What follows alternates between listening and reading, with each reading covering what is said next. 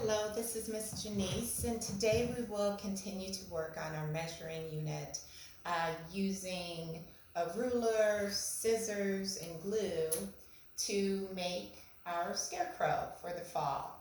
So this activity will require different color sheets of construction paper. If you have brown construction paper, that's fine. I actually use the paper plate.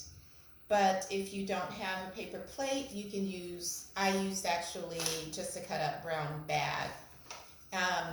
But because this does take quite a bit of cutting, we're going to be doing a part A today to cut out all the pieces and a part B on Thursday to actually assemble it. So I really want your student to do as much of the cutting themselves, and we're going to be cutting out different lengths of items. So we're going to make 3 or 4 of each piece of, for the hair, we're going to make 1-inch lines that are 1 inch apart, and then we're going to make 2-inch long, 3-inch long, and 4-inch long stripes for your student to cut out. When you're using the ruler for your student, remind them, I always have them count so they can count 1, 2, just to get them used to really seeing the numbers and having a good idea of, it's just a good habit to have. So on your yellow sheet, you will have cut out 3 or 4 pieces of strips, 2-inch long, 3-inch long, and 4-inch long. Set those to the side when you get those done.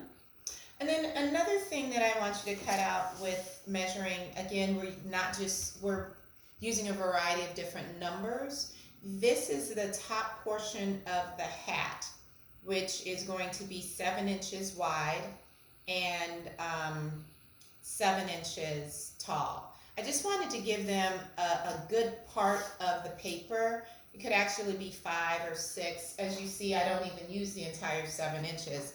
But I want your student to get used to cutting an entire sheet of paper. We've been working on the strips and measuring longer amounts. So this will be the second thing they do, is measure a triangle 7 inches wide and 7 inches long. I just put a little dot at the 3.5 inch and put another dot here to help them so that it's straight. So after that, another thing that, and here's 1-inch triangle. Again, working on different sizes. So we have 1 inch, 2, 3, 4 inches, and 7 inches as well. Then for the eyes and the cheeks, I definitely want to get your student used to tracing smaller and cutting out smaller circles.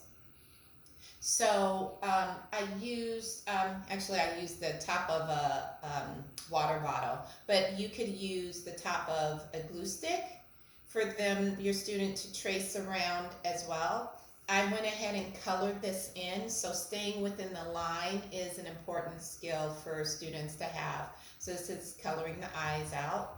Again, it's cutting out smaller items, so they definitely have to be there's more precision that's required with this, as well as tracing something smaller.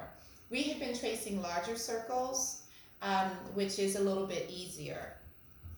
So that's for the cheeks. The oval, I went ahead and made myself, and then having a student cut straight and then turning, adding that new skill is important. It's actually easier to just cut a circle when you've got a rhythm going than to cut straight, and then turn at corners. So this is actually a progression that we're doing with the different sizes, small and big, different proportions as well.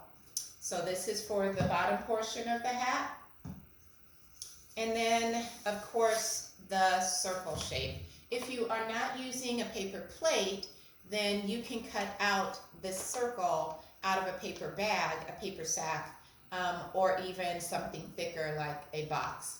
So again, this circle it's approximately, I think it's like 10 inches, 10 inches.